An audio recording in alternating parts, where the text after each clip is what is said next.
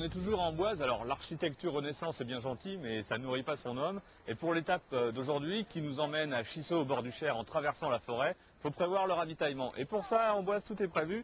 Il y a la pâtisserie Bigot, une vieille maison puisqu'elle date de 1913. Et depuis cette époque, la succession se fait de mère en fille. On va voir quelle spécialité il nous propose.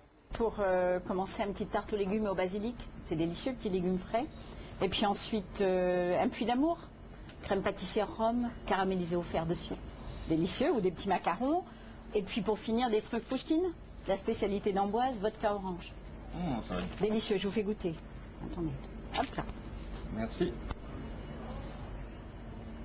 Ça c'est un bon dessert. Ouais. On y va? Un petit panier que je peux emmener? D'accord, voilà.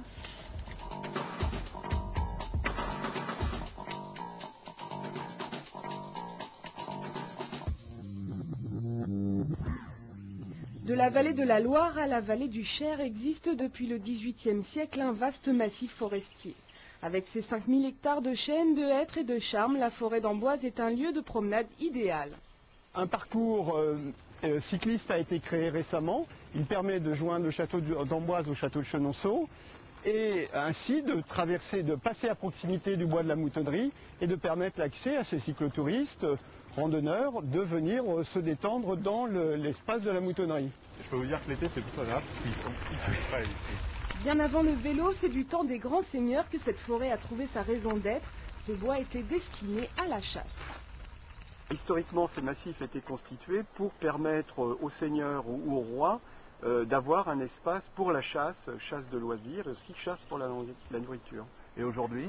Alors aujourd'hui, la tradition pour le massif d'Amboise s'est perpétuée puisqu'il existe encore un équipage qui chasse régulièrement pendant la saison de chasse dans la forêt d'Amboise. Alors c'est quel type de chasse qu'on pratique? C'est la chasse à courre, donc avec des chiens, avec une meute de chiens qui est élevée en forêt et qui est utilisée donc pendant la période de chasse.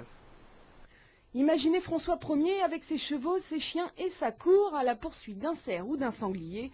Franchement, en 2 roues avec une carte, c'est quand même un peu plus simple.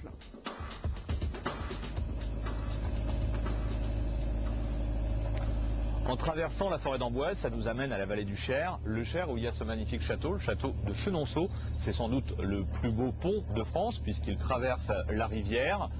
Un pont qui a accueilli Catherine de Médicis ou Diane de Poitiers, on parle du château des Dames. Mais c'est un château qui a eu aussi un rôle important pendant la Seconde Guerre mondiale, puisque la ligne de démarcation passait ici. Là, à ma droite, c'était la zone occupée, là, la zone libre. Et ce pont n'était donc ni occupé par les Allemands, ni détruit. Et de nombreuses personnes ont pu passer finalement, grâce à ce pont, en zone libre. Et ça, c'est un événement qui a aussi marqué l'histoire de ce château.